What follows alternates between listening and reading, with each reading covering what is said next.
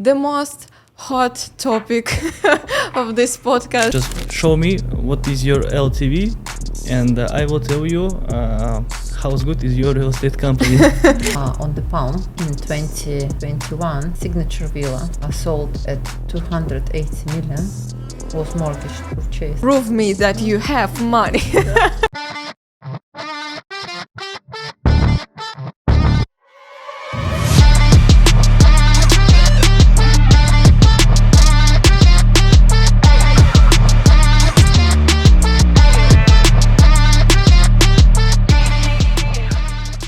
Hello, today we are on WGG podcast when we will discuss business and marketing in UAE. And today I'm going to introduce you my friends from Fundamentum Properties with whom we will discuss business and marketing in terms of real estate. Okay, so hello guys. How are Hi, you? Anna. Hi. Okay, please, could you introduce yourself for our audience, who you are and how it's going now? No, with pleasure. My name is Irina Zakharova. I am founder and general manager of residential brokerage called Fundamentum Properties. And we have with us Alex. Alex will tell you more about himself. Hi, I'm Alex. I'm a marketing manager at Fundamentum Properties. So I'm responsible for digital strategy as well as support sales team, marketing support of sales team. Okay, thank you. So, and for our audience, I think it's better to start, kind of from scratch, right? To give more information, right? How long you've been in the market, so how it's going now, and and what is the main difficulties in this business, real estate agencies that you're facing? Sure. I've been in the real estate market for, it's 11th year now. I've started in 2013 and happened to be there purely by fluke, to be honest, as I was kind of sabbatical. Mm-hmm. And then my friend had her brokerage firm, and her and another colleague of her who was also a friend at the time, they talked me into it. They talked me into trying, and then this is a type of industry, it swamps you in and you forget it. You can't even think of anything else anymore. So it was just kind of accident. Good accident. Good accident. Yeah. Okay, very nice. Excellent accident. Yeah. Okay. So good. It's my 11th year now, and I've been, of course, I've started as a broker in the employment, and then last year, my partner and I, we set up our own Fundamentum Properties. With regards to the difficulties of current market, I would put on the top of all is the variety, the choice, the amount of choices clients have in terms of developers, projects, communities, buildings. Dubai is expanding.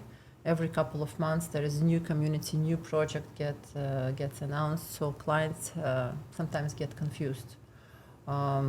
Where to go, what to choose, what criteria to put when they're choosing their investment or the house. So it's a lot of work trying to direct the client, to help them to make right decision. Another one worth mentioning is payments. Banks got stricter. AML and KYC processes should not be underestimated. It's a very important aspect when deciding whether to work with XYZ client or not, because the proof of funds, the source of funds, they need to be verified properly. It's important for both secondary and primary transactions. For primary transactions from the developer, it's your reputation with developer, what kind of client you're bringing to them. And for secondary, it's who is paying to your seller. You also need to verify buyers properly. So that's an important point. And to structure payments properly, because it's, payments from abroad became more difficult than before. So that's another challenge. All the sanctions. Right now, yeah. And as everyone knows, Dubai just recently managed to get out of a gray zone from the financial rating, and I'm sure they would like to, not Dubai, the UAE, they would like to maintain that. And there are plenty of challenges, of course, but those two are probably the main those important. to be mentioned. Okay, I got it. And okay, so you're like an agency and like an ex-agents have a big experience. Yes, enough experience with all this stuff. And what is the main difference between, for example, UAE real estate market itself and others, if we are trying to compare them? The major difference is that the UAE real estate market is still relatively new. It's emerging. Not many real estate markets in the world have so much of new projects, as many as the UAE has. If we are talking about big cities, big megapolises like London, New York, Moscow, they do expand, but not at the same speed, not at the same pace. I thought we can add that about UAE customer. That UAE customer maybe is he don't need a property like urgently, as in compare of another people from another country. For example, if we are talking about customer in Russian, he wants property because he needs to live somewhere. So I think I got the point. So it means that in that countries, in that cities, people mostly looking for a property to live. It might be not a ready property, but to live. And here, the most amount of people who are gonna spend money on properties, they are trying to invest, and they already have something in their mother country and their city. But Dubai, UAE itself will always be like foreign country, like foreign things. I think this is the point, right? Yes, exactly. That's why the time of deal is longer than in other countries. For example, customer in Moscow, maybe the time of decision is shorter, obviously. For example, in UAE, decision takes about from 2 weeks to half of year, because the customer he's not hurry. He's not hurried to buy. Not only in a hurry, but it takes more time to take decision because of they are not buying in their home country. So there is a lot to think about. Yeah, sure. Okay. It was interesting. Yeah, we started. Did you get this point? So we started to warming up. Okay, let me elaborate on it. Another difference I would say is that for most of the people here, it's not their country of origin. They are here for some for the reason, some for the season. And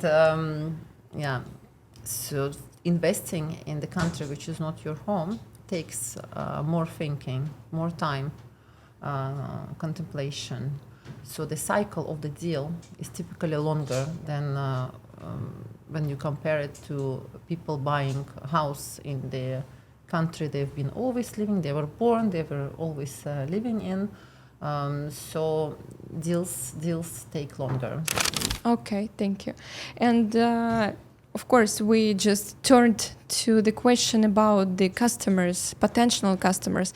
What the problem are you solving for your clients, with your clients of buying a property in Dubai? Well, depending on the type of the buyer, whether it's investor or end user. For end user, the main problem we are solving is it's buying a house where they feel settled, where they feel good for the long term, and they feel home in the country and in the city in general. Whereas for investors, we protect the money, but when helping them doing right investment, we are helping them to protect their money from inflation, to invest it correctly for the capital growth, and those are the main ones. So kind of end users and investors anyway. But do investors like staying here after they invest in property, or they just invest money and okay, take off? I'm not sure about percentage of how many investors who own multiple properties here do actually live here, because they could be resident here and could be resident also. They share residence between so many countries, so it's hard to gather that statistic together. But people like serial investors owning multiple properties, they definitely do spend few months a year here. They could be living the rest of the year somewhere else, but anyone owning property here, they do like spend few months here. Okay, thank you. According Dubai Land Department statistics, there are 20.4 thousand licensed brokers in UAE in general. So, and I wanted to discuss the competitiveness of this market. So, and how it's possible to attract a client, how it's possible to even open new real estate agency and be competitive now. Imagine, you just said that there are about 20,000 registered brokers on UAE market, real estate market. Yeah. So it's just this number is just registered, licensed brokers, right? Correct. So I think it's more than 100,000 brokers that working maybe outside countries, and the market is bigger than statistics show us. Show us. Well, in three, Possibly, I think in 2-3 times exactly. So about services, I think Irina will help us with this. so I Well, mean, what exactly can help to? Considering we all, especially in off-plan market, considering all brokers selling the same product, you can't really make a difference with the product. But the difference you need to make, it has to be a service. The service, the after-sale service, giving the expertise, right advice, and building that relationship with the client. Otherwise, as you mentioned, in this amount of brokerages and registered licensed brokers, you won't survive. It's oversaturated market. And could you please just specify what do you exactly mean about services and post-selling services? How it should looks like, how it's like in the best way it should looks like. For example, how it works for in your company. For after-sale service for transaction for off-plan property, it's not just dropping the client right after they sign the sales contract. It's helping them with all the subsequent payments, installments, communication with the developer, right to the handover, I would say, and then helping them to make decisions of what they're gonna do with the property, to rent, to resale, to maybe to Like kind of give it to consultations. short- yes, exactly. And for secondary is like after sale service for secondary is leading them through the process of handover of like if it's a buyer, then setting up all the utilities, also helping them to make right decision what they're going to do with that property, as well as for sellers, because sellers are also our clients in secondary deals. Seller is represents like developer in the off-plan deal. Seller is it's a part of the deal as well. So after sale service is important. Okay. It should not be underestimated. Okay, Alex, what do you think? I think that property management is a very important thing, especially for investors, especially for those people who is looking for some really completed decision, not just like buy a property and goodbye. No, buy property and you are responsible for this property with the owner. So I think people pay not only for property, they pay for responsibility of broker. Yeah, it's really interesting thought. Yes, if what difference between good broker and usual broker? It's responsibilities. Usual broker will never sell property for millions if he is not ready within his mind. If he is not ready to be responsible for this purchase. Okay, so and does it mean that this is the main difference between agencies and agents that selling and who is not selling, or just 2-3 sales per year doing like kind of these things, right? You mean successful broker? Yes, successful and broker. yes, and average. Yeah. Because yes, I'm facing with this kind of situation because I'm like in marketing and working with this kind of clients as well. And when they come and they selling okay, and they telling me okay, I can sold, for example, and I can close one deal per 2 months, one deal per 3 months, and I want more. And then I start to discuss about attitude. What's the difference between you? Why people should buy just from you? Why investor even need to talk with you, can talk with you, want to talk with you, right? So, because you need to give something to him. Do you know the market as well? Can you show that approach that will cost it, that will worth it? Yes, I mean, so like this. So, okay.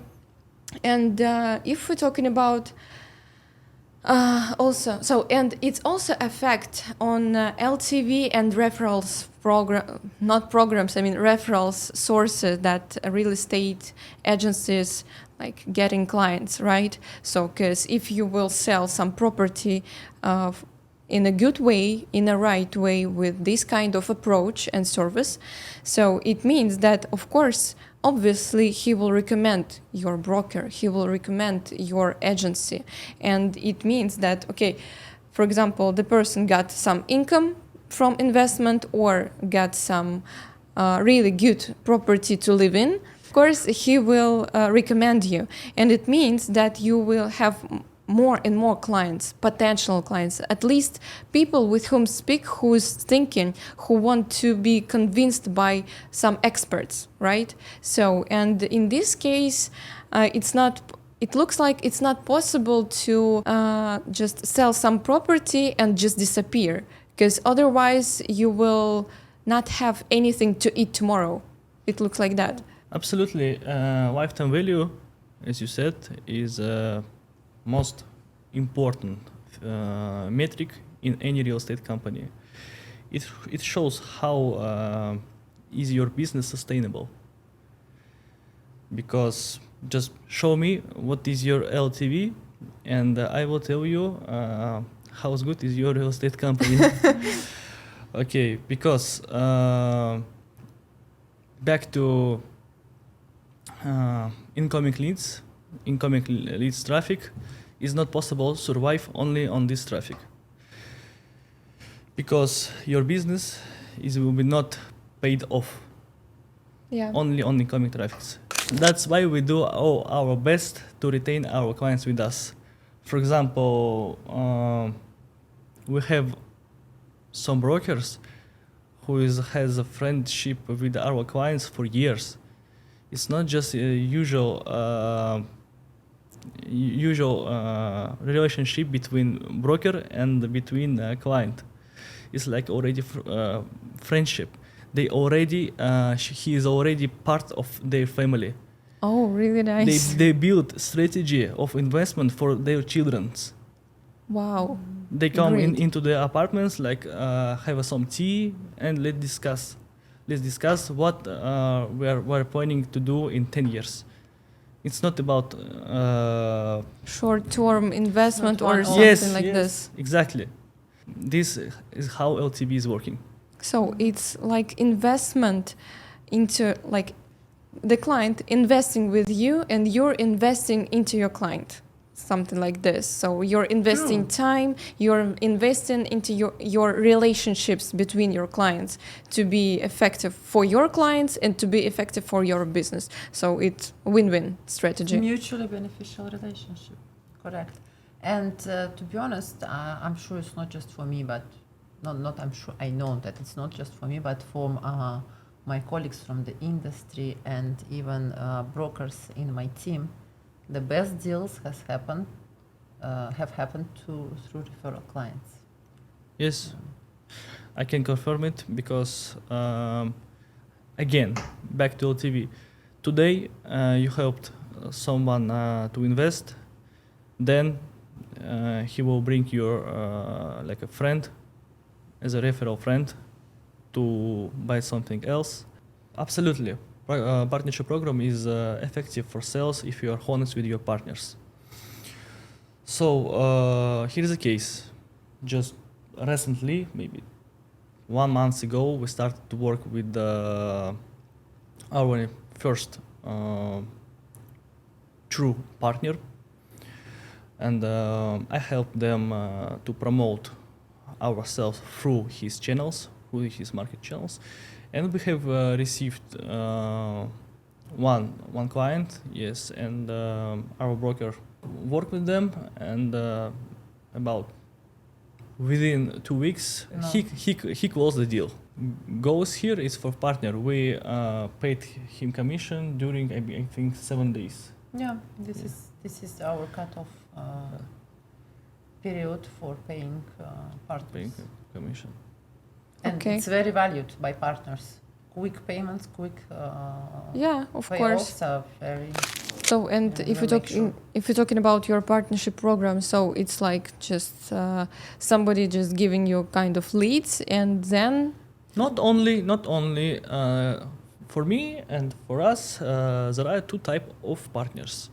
The first one is who has potentially our clients, and the second one who has our like similar audience, and the partner is ready to work with marketing, and I can help and give all materials to work with his audience. There are two types of partners.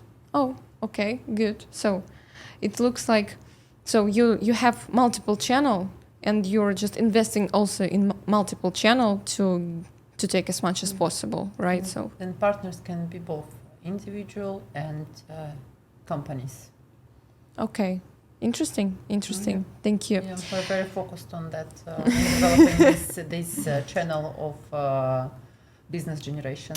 So, and if we're talking about, so coming back to the topic about reputation, referrals, and so on, if we just, because there are two sides, right?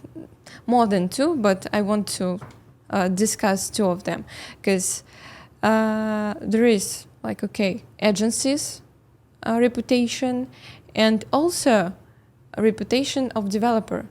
Because as we discussed before, there are hundreds developers, and not all of them has their good reputation, like excellent reputation. You cannot say anything about it. So, but how does it affect on sales in real estate? How does it affect on brokers, on their opinion? Because they kind of small leaders of opinion, because they will sell. What do you think about it? Well, the reputation of the developers is mainly built out of the following few important points. Is the quality they deliver and the timelines, deadlines of delivering projects. And of course there are many others, but those two are the most important. And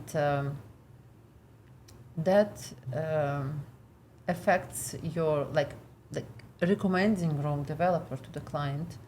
The repercussions of it is that you later feel responsible. Even if you don't feel responsible, clients will feel that you are responsible for that.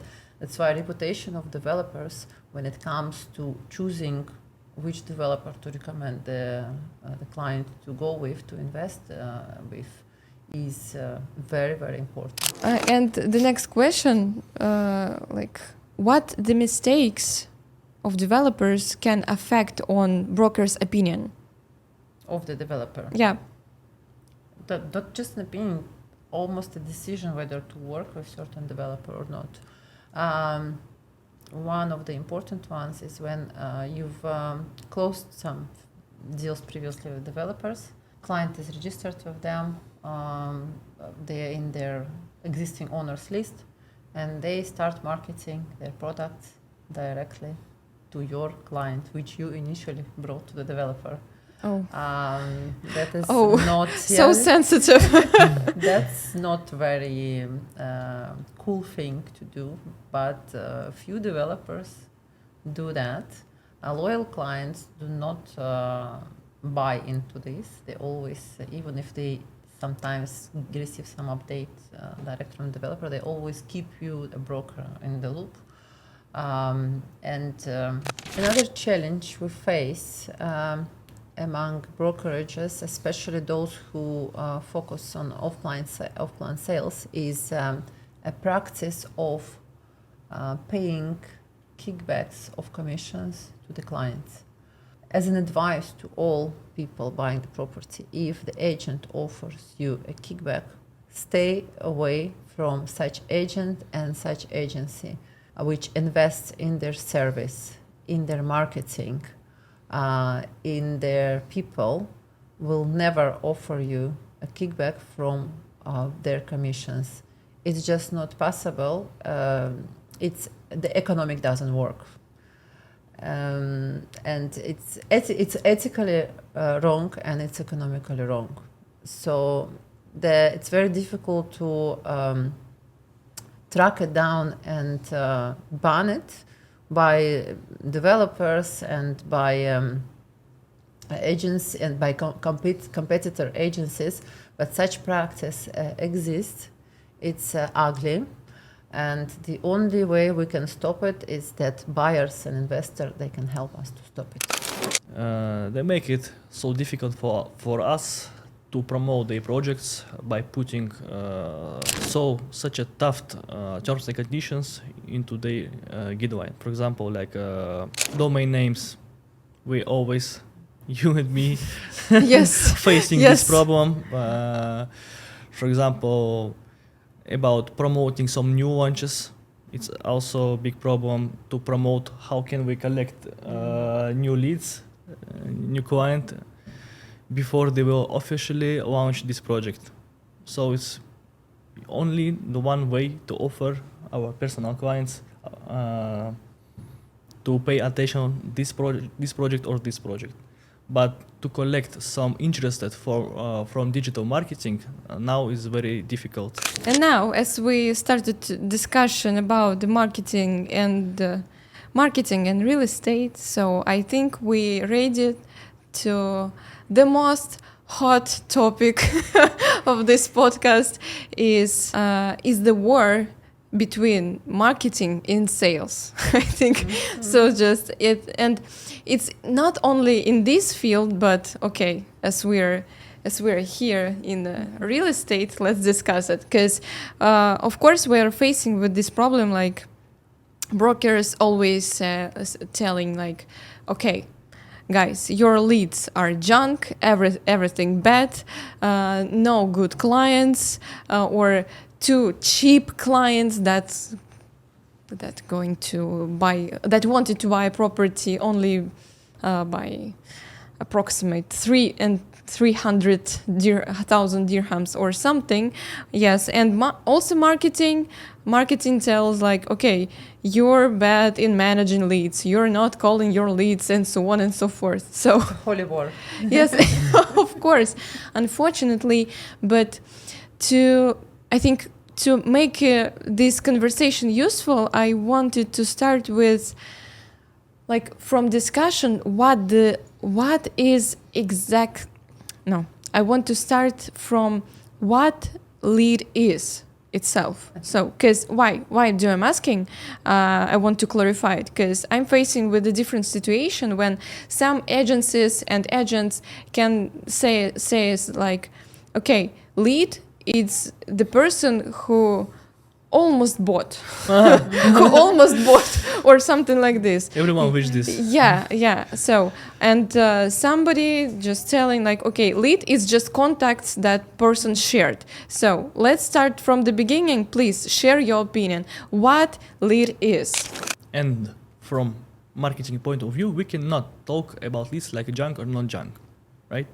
And let's clarify it, what is a qualified lead is, okay? Okay, yeah, so funny. Okay, for me in market, the qualified lead is that person who can answer on 3 questions, right? So first question, are you looking to buy property in Dubai? Second question, what is your budget? And the third question, when do you plan to buy? If client answers these 3 questions, so we can call him qualified lead. Yes? Not the Jerry Maguire question, where is show me the money? Where is the money? Where is the money? Prove me that you have money. Okay. Okay. So, but okay, fine. Qualified leads. Okay, and how to qualify this lead? For example, just because there are a lot of myths and misconceptions and all this stuff about how to qualify lead, because how to reach this lead, right? So call him how many times, right? Write a message or something. How to qualify lead in a proper way. That pretty much depends on overall sales style of the brokerage, as well as the individual broker hired by the agency. Some brokers who have more established pipeline and clientele, they probably won't invest so much in trying to get hold of the client multiple times, to follow up multiple times. But some newer brokers, less experienced, they will be doing their best, their utmost to reach the client, to keep in touch, to make the best out of that lead. And if we're talking about market itself, coming back to this topic, I mean, the UAE market, like leads market and so on, because there are two type of people who's gonna buy, right? It's off plan and it's a secondary market. So, and is it true if I tell that the mortgage market, mortgage leads are unvaluable now or not? I disagree. If it's a mortgage buyer with the pre-approved mortgage for 15 million dirhams, how can it be unvaluable? I'll give you an example that one of the most expensive transactions on the Palm in 2021, signature villa sold at 280 million, was mortgage purchase. Oh, really? So how can really?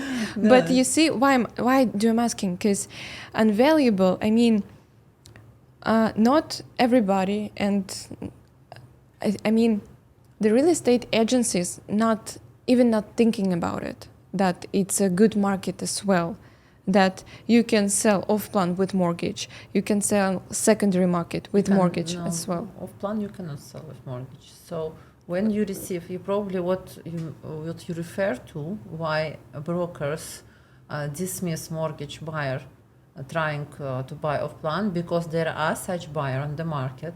They don't want to use the payment plan. They want to use mortgage facility in off-plan purchases. which is not possible for the project which has started, where construction has just started. And they want only off plan. So this is probably the cases when brokers dismiss those kind of buyers, which they shouldn't, to be honest, because if a client has intention of getting the mortgage, it's better to redirect them for a secondary purchase for the ready property where they can actually apply their mortgage. Why some brokers are not too keen working with mortgage buyers? Because the cycle of the deal with mortgage purchase is obviously longer, because the bank valuation needs to happen and to actually be sufficient for the purchase to happen. A mortgage final approval needs to happen, so it's never shorter than 60 days, whereas cash deals can be 2 weeks. That's why I wouldn't discount mortgage buyers in general. All buyers are valuable. Mm-hmm. Okay, good.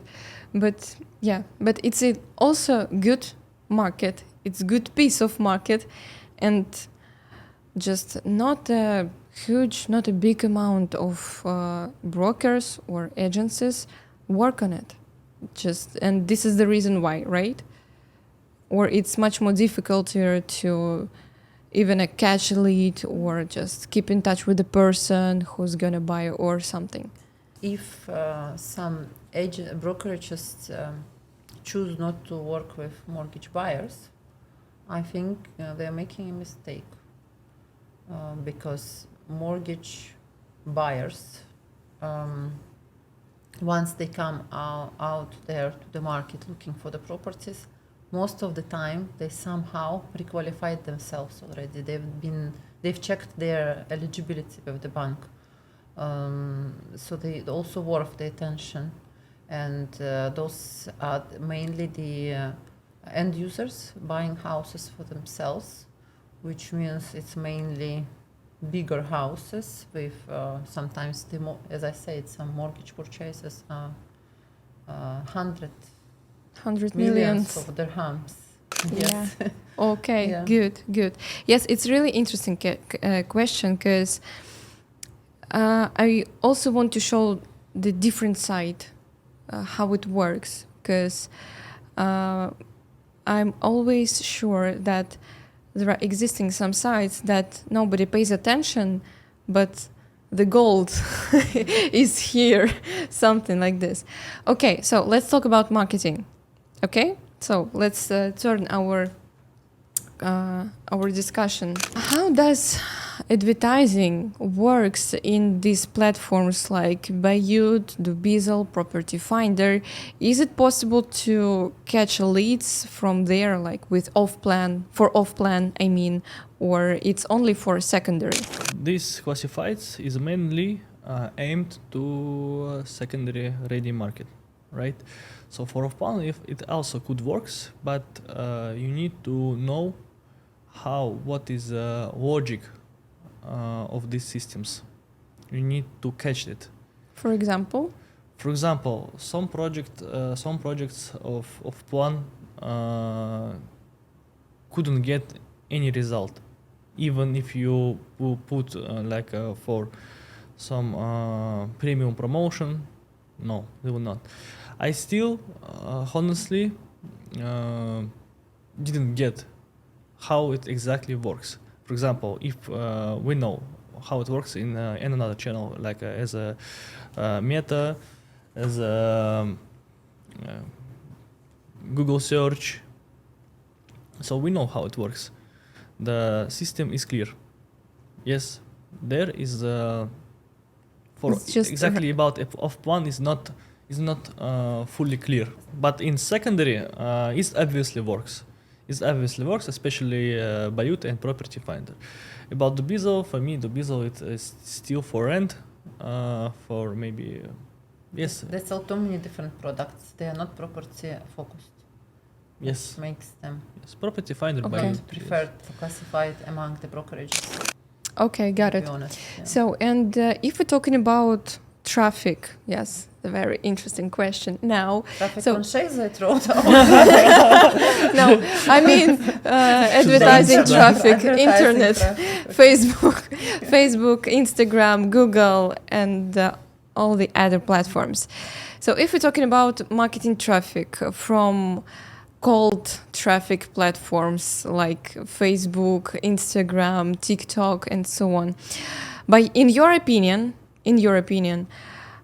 if some like real estate agencies just want to open a real estate agency and so on, how many advertising budget do they need to start?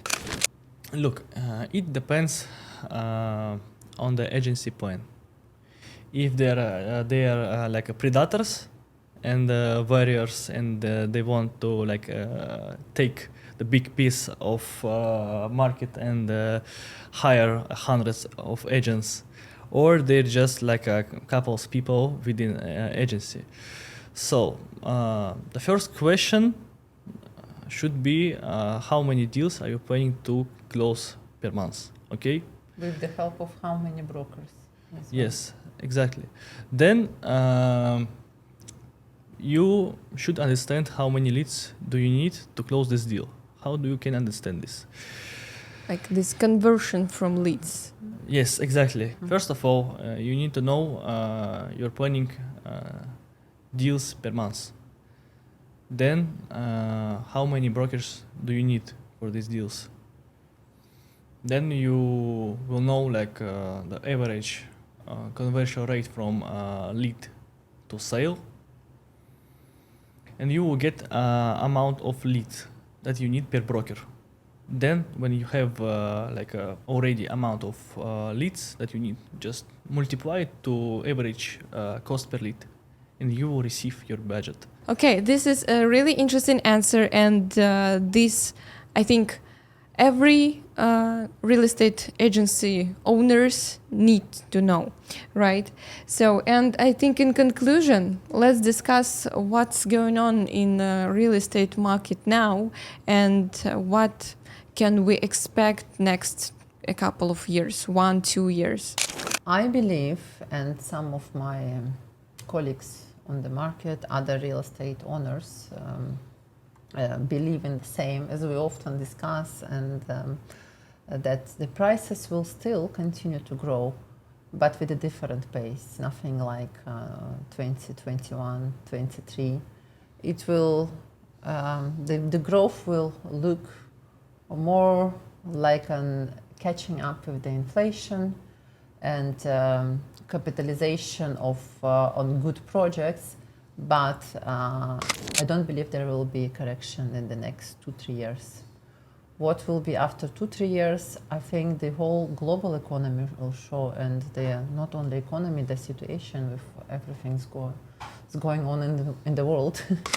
Okay, and if we're talking about from marketing side, what do you think? How it will be? Will it be more difficulter to catch the lead, to take attention of your potential clients, and so on? Half year ago, we have the highest point of amount of brokerage agency on the market, but now not everyone can survive in this race, right? And I think my forecast for marketing will be still it will be still going flat. So the price for lead can increase, can decrease sometime. Yes, and I believe that strong agencies will become more stronger, and weak will become will die, will disappear will disappear from market, and the marketing real estate market will be divided just by several big companies. Okay. And I believe, and I'm sure that will be one of them. Well, one of them. Okay. I wish you it, of course. Okay. So, and the final question is like, what do real estate agency need to have to be successful? Like 3 key points. Well, the first one is the reputation on the market, which the brokerage needs to maintain. The second is the strong team of people with the joint vision, joint objectives, same goals. And the third one is the vision, long-term vision.